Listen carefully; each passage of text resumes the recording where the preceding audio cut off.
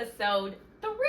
Hello, beautiful people. I am so grateful that you joined me after everything going possibly wrong for me to be able to record this episode. I spilled my drink. I ran out of storage on my device. I wasn't even connected to the microphone at first. Look, that's okay because we here and we are going to proceed.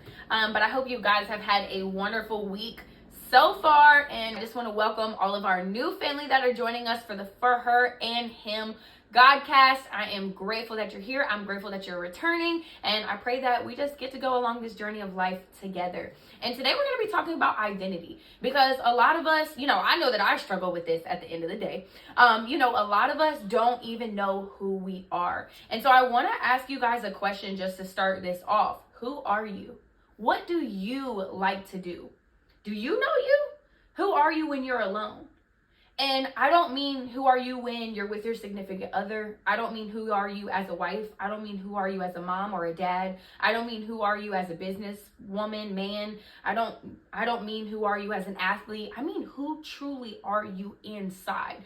When you get into the deep depths of your heart and your mind, how do you think? What does your heart look like? Right? What do you actually see? How do you actually see yourself? Because a lot of times we see who we are on the outside because we could see a mirror, but we're not challenged to dig deep. We're not challenged to think about who we are or what our heart looks like or the things that we believe in, our values, our morals, the things that we love. A lot of us are striving to look like the world, to be like the world, whether that be in success, whether that be in the looks, whether that be in what our body looks like, whether it be our family, whatever that looks like. But if you have a book, this journal right here, look, one thing about me is I love to journal, okay? There is a lot of stuff in here. Like, this is private. I ain't even gonna lie. This is between me and God. But the inside of it, like, it's just regular and brown. Like, just tan, I put my little Jesus Loves You sticker on it the other day with my dad. But, it's just brown. But on the inside, the beauty, the value, the intentionality, the everything that is inside. And I want to remind you that that's for you as well. What's inside of you is way more beautiful than what's outside, what I can see, what someone else can see. When you walk into a place, what that person can see. That inside beauty of you is where everything lies. And so I read this story one time, or I was reading this book one time, and it was talking about the value of a damaged can, right? So you have a damaged can inside of the grocery store, and I don't know about y'all, but I like my boxes to be perfect. If I'm buying it, whether it be food, whether it be a gift, whatever that looks like, I want my box to be perfect, and I also want my can to be perfect. I don't want dents. I don't want it to look like somebody threw it around. I just want it to look like, it just came out the manufacturer. But life doesn't look like that. A lot of us are damaged cans. A lot of us have been hurt. A lot of us have been bruised. A lot of us have been beat up, maybe emotionally, physically, mentally, the whole 9 yards from this world. But inside of that damaged can, inside of that box, that content, inside of it is still perfect. It's still the way it was made. And so I'm here to remind you that although all of that may be true, the inside of you and who God created you to be is still fearfully and wonderfully made. And that's exactly how God made you to be. If no one has told you, I'm here to tell you, you are perfectly and imperfectly you. You are exactly how God created you to be. You are exactly what you're supposed to look like. He has given you the exact beauty, the exact flaws, the weaknesses, the strengths. He has given all of that to you for a very big purpose. But you have to be intentional in figuring out what all of that is, working through that, and finding out who really are you. Because I encourage you to ask yourself, am I going to be who the world has created me to be? Or am I going to be who God created me to be? And it's a journey. We've talked about that before. It is a full-on journey to figuring out who God created you to be, what your purpose is, what your calling is, what you're here to do. Because guess what? God has set you apart. God has made you so special and given you all of these special characteristics for a very intentional purpose here while you're on this temporary earth that we get to live in. So I just kind of want to talk about essentially what I used to think my identity was, and then we're going to get into a little bit of the thick of it, okay? Because the way that I minister, you guys, is I like to talk about things that I've gone through and God has been to deliver me from, because that's just the way that I'm able to do it. Just because, I have experience in that, and we're going to get into it. So you guys, my identity, and I journaled a lot here, so I may end up looking into this journal a lot, but God was really speaking to me these last 2 days, in our intimate time, and just like really showing me a lot of the things that, you know, I used to put my value in, or I used to identify myself because of, you know, and that was, you know, what I thought I was, and where what things that I idolized, and the things that, you know, I really thought were so valuable in my life and made me me. And in reality, all of that now, like, I'm gonna be honest, I don't even really, none of that do I even dabble into. None of that do I even think about. None of that is even important. And none of that is truly who I am. But the devil will change your name. The devil, I mean, literally, I used to go by Kay. And, you know, depending on the season that you met me in, you'll know me as Kay. You may know me as Kayla. You may know me as Kay Cobb. There's so many different things that I go by, but specifically that name Kay. When after, in the middle of junior high school area, that was when I really like wanted to start changing my name. The devil had, you know, essentially made me like literally hate my name. And I didn't want to go by Kayla. And it's crazy because now the meaning of Kayla, or now I know the meaning of Kayla, and it means who is God, like the crown of laurels. And so I challenge you to also look up your name, because once again, that's something God is also very intentional about.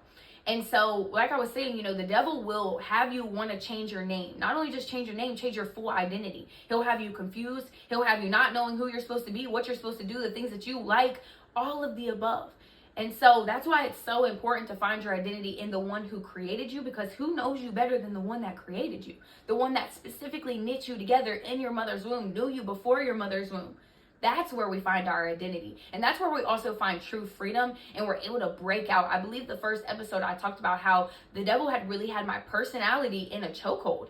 And it's just now recently, I mean, honestly, in the past year, but more so in this past like 6 months, where my personality has been able to shine and flourish and go, because I'm no longer in the bondage of caring about what other people think. Even though it was subconscious, I still cared whether people would think my goofiness wasn't funny, or whether my goofiness is weird, or, you know, all of these things. And that's what the devil will do, is he'll have you in this bondage. The devil will make you feel like you are your mistakes, make you feel like you are your decisions. That's your label. That's your identity. Oh, because, you know, I had sex, I am that. Oh, because, you know, I made this mistake and maybe went to jail. I've been there. Let's talk about it. You know, I am that. Or maybe because, you know, I got kicked out of school, I am that. Or this business failed, now I'm a failure. Or my parents aren't still together and it was because of me. I am the reason. He will try to have you in that shame and guilt and not let you out if you don't throw something at him and break out of that, okay? Because God wants to break you out of that bondage and break you out of those chains. And so the devil, like, one of the biggest things, so I grew up an only child, and one of the biggest things that was like haunting me in my life was this independent spirit. Yes, it is a spirit of independency, because if you know God, and I'm here to tell you, if you don't, that God is meant to depend on. God is meant to be our rock. God is our provider, our strength, our peace, our all of these things. He is meant to depend on. We're not here to be Miss Independent, Mr. Independent, and do all things in our strength. No, like in Christ who strengthens us is where we find our strength. And so I used to be so independent. That was my... Well, child, let me tell y'all. Ooh, the devil is a hater. So my phone stopped recording again. So I'm going to go back to where I was going. And I really do apologize, because I don't like that. I was going for like 5 minutes. I was talking. But it's okay, because God gonna give it back to me.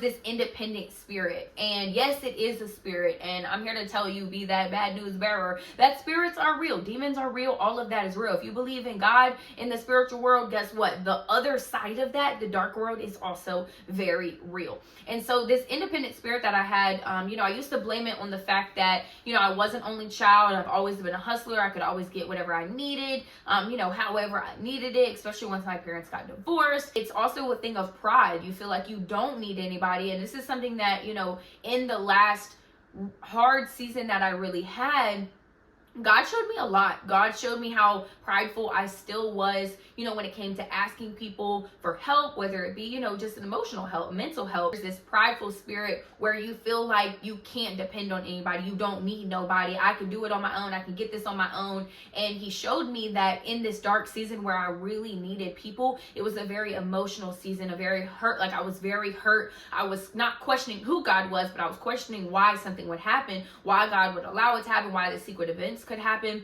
And I needed people to help me see the light. I needed to see the end of the tunnel. I needed to see God's faithfulness even in that. And I was too prideful to go ask for help. I was too prideful to go find my new community in my new church, or just find that right community, because that is the key. Not everybody can just help you through these things, but the right community is the people you want to depend on, that you want to lean on, because they're God in physical form. They're God's love in physical form, God's strength in this physical world. Because, of course, God is going to heal those things. He's going to comfort you. Pray to him, be bold with him, go to him in these times, cry to him, weep to him while you're laying in your bed. If it's a dark time and you're laying in your bed, talk to him, just sit there with him. But we always need those physical people as well. And so with that independent spirit, you're not leaning on God. And God is meant to be leaned on. God is meant to be our provider, be our comforter, be our leader, our guidance. The Holy Spirit is our guidance. And when we have this independent spirit, we're not leaning on God for anything. And when we're not leaning on God and letting God guide us, when we go out of God's will, we now have to sustain those things that we're going out and doing. And so that independent spirit is literally the opposite of what God tells us to do. And not only was it this independent spirit that I had, I didn't need nobody. I mean, literally it was to the degree of I wouldn't let somebody pump my gas. I wouldn't let somebody open my door. It was that serious. And I know some women on here are probably dang, but it was real. Nah, I got it. I was just so hard. And leaning from that hardness, that was another thing that, was my identity. It was this sense of evilness, this sense of heartlessness, this sense of hardness. And I was just shut out to everybody. And all of my friends would literally be like, haha, you're like a guy. And that is not healthy, y'all. Let me tell you, even for guys, because guys do this as well. Guys have the independent spirit. Guys have this hardness about them. But especially as women, God calls us to be soft. God calls us to be submissive. God calls us to be, the nurturers. And you have to be in a healthy place for that. You can't be evil and heartless. And that is all over this world. I see it so much, and it breaks my heart, because I know, and I can only imagine the kind of heartbreak, the kind of things, these kind of people, these things that people have been through that have caused them to be like that, cause them to be shut out, cause them to be so evil, and think things that people are doing that are nice, making fun of them. Whether it be, I just saw this video of this girl, and I'm not going to get into it, but this video of this girl where this guy just DM'd her wanting to send her money for lunch, and he sent $30, and she had a problem with that. But the way that she was talking about him was just that's so hurtful. But I used to be there. I used to be the person in my close friends, or, screenshotting something and be like, look at this. That's not woman-like, let alone God-like. And so I really had this evilness, and it was to the point where I literally, I know I have a picture because I posted on Facebook to sell, but I ended up throwing it away because I was like, no, I don't even want anybody else to have this spirit. I don't want anybody else to experience this. But it was a sign, and this is not verbatim, but it was wake up every day and know you're a bad bee from hell. And y'all, if that, I feel alone, that just shows you the kind of place that I was in. Nah, nobody can mess with me. I'm literally from hell. Talk about walking with the devil. It's just crazy. I thought evil was sexy. I thought that was, that would, oh, I'm hard. I don't need no man. That's the kind of woman that a man wants. And don't get me wrong, a man, but I feel a man desires to be needed. And I want a man so I can call and be like, hey, baby, I need this, or I need you to, I just want to talk to you about this, or, what do you think about this? Or I want your approval. Can we do this? Or do you want to do this? That kind of need, but not, not an unhealthy need to where you're codependent, because that's a whole nother story for another day. But, essentially, like I said, I used to think that was my identity, my bluntness. Oh, that's just me. And until I got into business, that's just me didn't fly. Let's be honest. Until before being a businesswoman, it was cool. Whoever would accept me, I was cool with it. But then when I got into business and I want to lead people and I want to love on people and I want to do all those things because they were always inside of me, but the devil made my flesh stand out more. My spirit was deep inside and I always loved people, but on the outside, my defense mechanism was, nah, like I'm heartless, I'm hard. We not finna, none of that. Like we not finna be soft, we not finna be nice, we not finna be kind. And I was just like literally mean to, like I said in the last episode, I was just mean to random people. It literally breaks my heart, but it just glorifies God so much. But it breaks my heart that I was really just that ugly, like ugly. And your attitude makes you who you are. Like I talked about at the beginning, like how you are on the inside, your heart is really what makes you beautiful. It's not on the outside. God doesn't look at that. God looks at the heart. God made you perfectly you. But let that on the inside shine out, because that will make you so much more beautiful on the outside. And I was just angry at the world. But another thing too, like that was a huge part of my identity, was my value that people put on my looks. And my looks were my identity, like, oh, like I know I'm pretty, I know that, these guys are DMing me, they're liking me, they're doing this. But then it, eventually led to, and I was never like OD with it, but it led to more sexualized pictures and, more pictures that just were, putting myself out there that truly, that wasn't me. But because I found my identity in the validation from this world and looking like this world, dressing like this world, posing like this world, just trying to be identical, and whoever that person is that you want to look like, whether it be, unfortunately, I'm gonna probably maybe hurt some feelings with this one, but a Meg Thee Stallion or a Kim Kardashian or whoever it is that y'all desire to look like.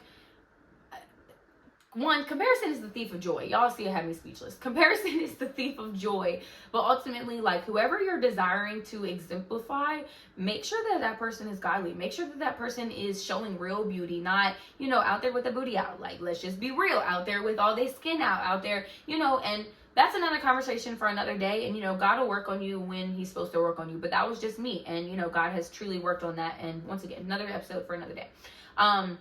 But that was my identity.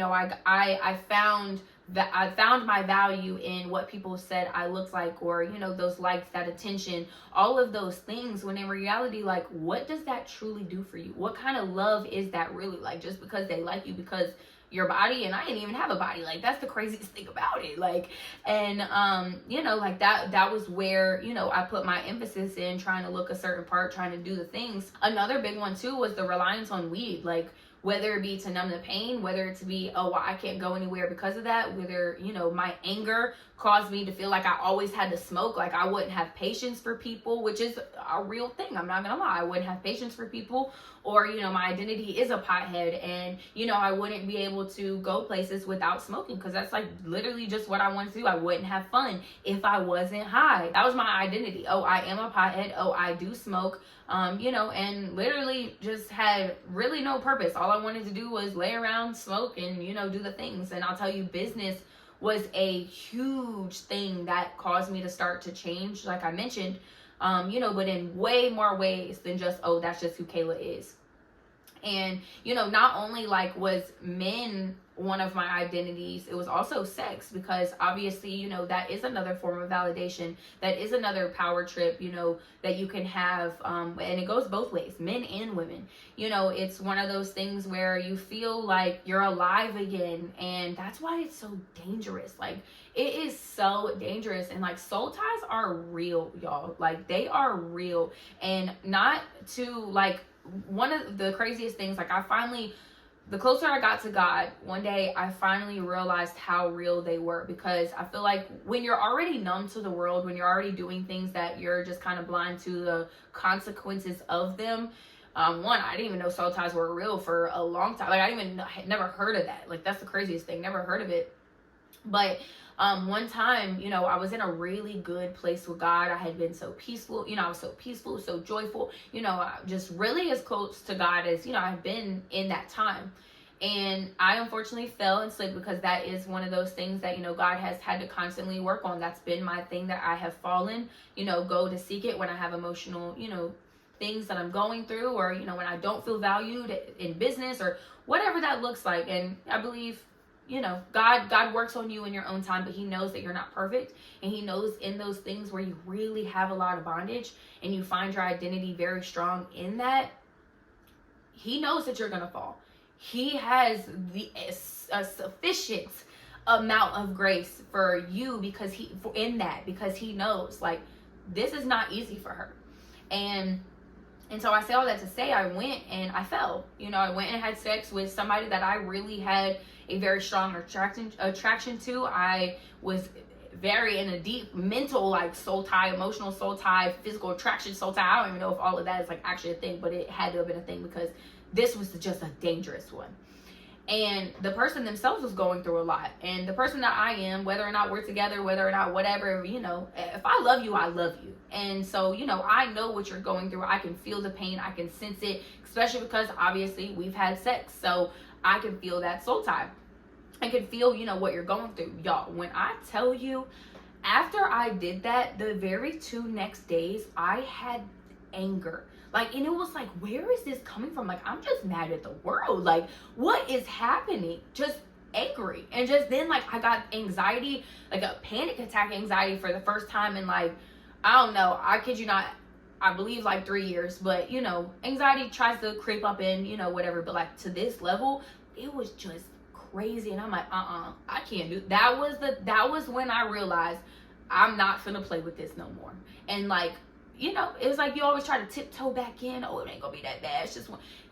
Yeah, it was that bad. So I'm just here to tell you, soul ties are real. I just went on a tangent with that. But, sex was my identity. Sex was where I got that praise, where I got that love, where I found that value because I was not finding it from God.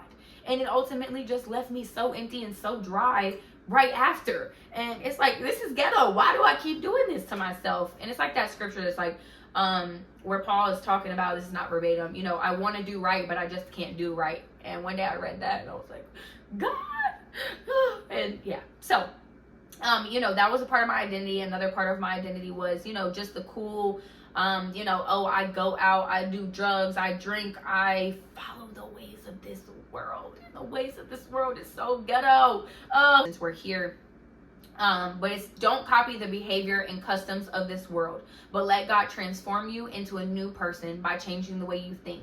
Then you will learn to know God's will for you, which is good and pleasing and perfect. And I kind of read that prematurely. That was not when I was going to read it, but we were talking about it because, this world makes clubbing look cute. This world, and I say all this to say, I don't agree that it's all bad. I think good things can even be bad in too much of it. Okay.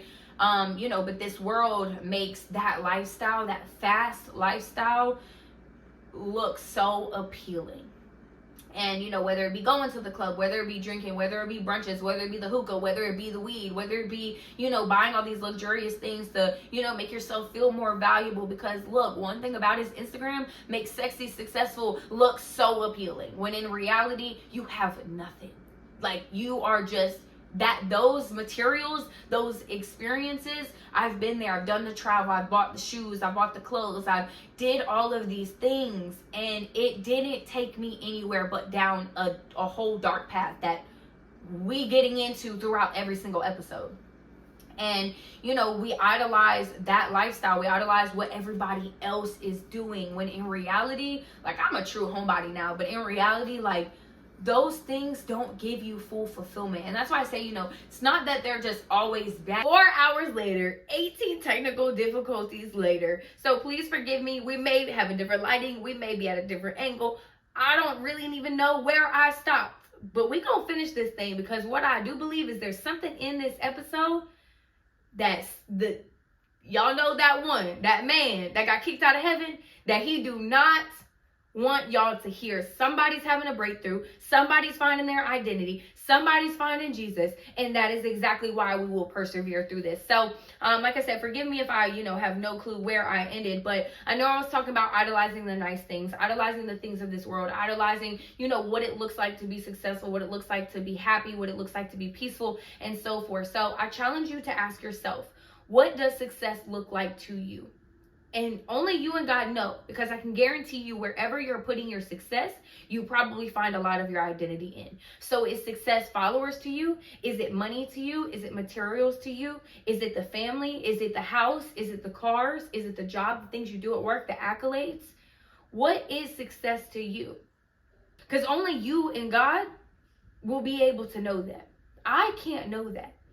Find where you put that value in, because the ways of this world, the things of this world, the things that this world finds successful, finds powerful, they're temporary. This world that we live in is temporary. We're only here for time being. So guess what? That also means that the things of this world are temporary. So when you put your identity in temporary things, your identity is not firm. Your identity is not there. And God is a confident God. God gives you confidence. God gives you confidence in knowing the things, knowing that there is eternity. So when you put your identity in God in eternity, you know that your identity is going to last for forever. So you have to figure out, okay, do I put my identity in the things of this world that are wavering, that are temporary, that are changing constantly? So if a little bit of wind hits me, I'm lost again. If a little storm comes, I don't know who I am. I don't know where I'm supposed to be. I don't know where to start again. But if you allow God to put you on that firm foundation of his truth and his identity and who he created you to be, even when that rain comes, even when that storm comes, you aren't going to be swaying like this.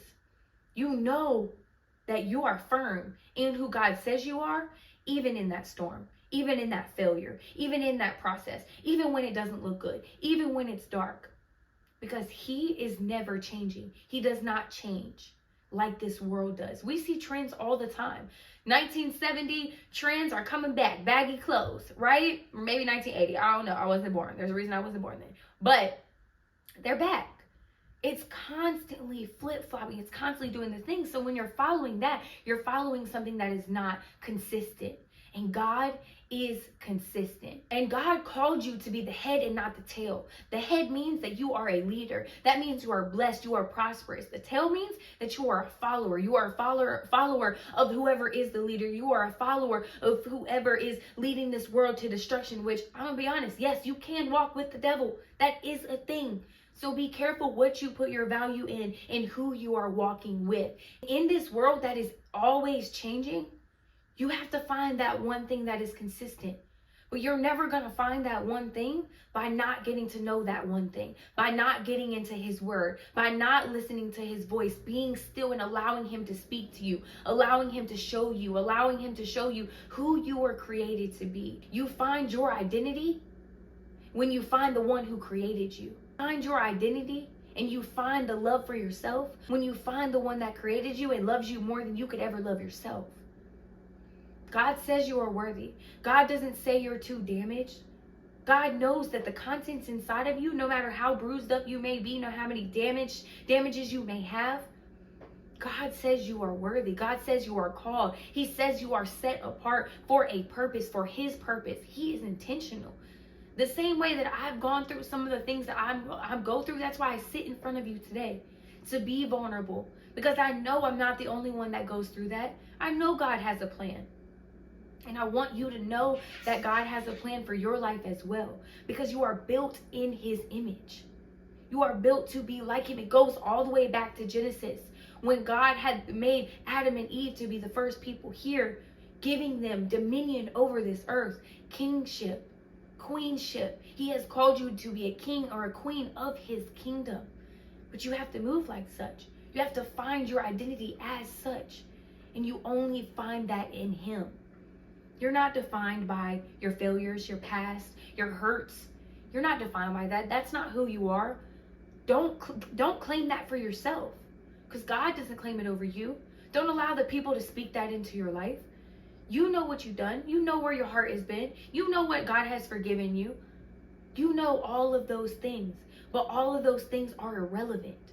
What is relevant is what God called you to do, who he says you are, who he is, and you standing on that solid, firm foundation while you grow in the Lord to become exactly who you were called to be. Because I'm going to be honest, it's not fun living by the ways of the world, and you're always getting smacked by that wind. You're always, finding yourself knocked over. You're tired, you're beaten. But God gives you rest. God gives you that confidence. God gives you the trust in him to keep going. You don't have to do this alone. Independence doesn't have to be your identity. Be dependent on the one, the true one, who can give you rest, who can fill you up. Because true fulfillment is found in that calling or in that purpose that God has blessed you with. It's not found in somebody else's calling, in somebody else's successes, in somebody else's way of living, in their body, in their looks. God has called you to be a warrior. God has called you to be a generational curse breaker. And I'll be honest with you, it is not easy. But it first starts with him. Finding that for your family, changing the way that they live, the way that they think, doesn't start with money. It starts with the one. And so I want to leave you with this scripture. Don't copy the behavior and customs of this world, but let God transform you into a new person by changing the way you think. Then you will learn to know God's will for you, which is good and pleasing and perfect. Romans 12:2. Because the perfect, pleasing, restful, peaceful, joyful, happiness is temporary. Joy is forever. Joy is found in the Lord. That side of life is found in finding him first. Allowing him to love on you, allowing him to renew your mind, allowing him to restore your heart back to where it was, give you back your innocence, your purity, your love for people, your love for yourself. Forgive yourself. Allow God to forgive you. Forgive the people around you. Let go of the hurts, the pains. God wants to throw that into the sea of forgetfulness. That is not who you are. Who you are is a king or a queen in the kingdom of heaven that we will live in forever. This world is temporary. Don't find your identity here. Find your identity in the one that we will live with forever, because it's much beautiful on the other side. That independent spirit doesn't have to be you anymore. You have somebody that wants you to be dependent. You have somebody that wants to show you the beauty of life, that wants to show you the beauty inside of you, that wants to do life with you, that wants to lead you, guide you, take all that pressure off of you, those burdens off of you, the worry, the anxiety. He wants to take it all off of you. Allow him to renew your mind, restore your heart, and restore you back to who you were called to be. Not the new name somebody else wanted to put on you, not the label somebody put on you, the true identity that you were born with and you can always get back to. You're never too far gone. And like I always say, if God can save me, he could do anything. So until next time, family, I love you all. Thank you for sticking it out with me, and we'll see you next time.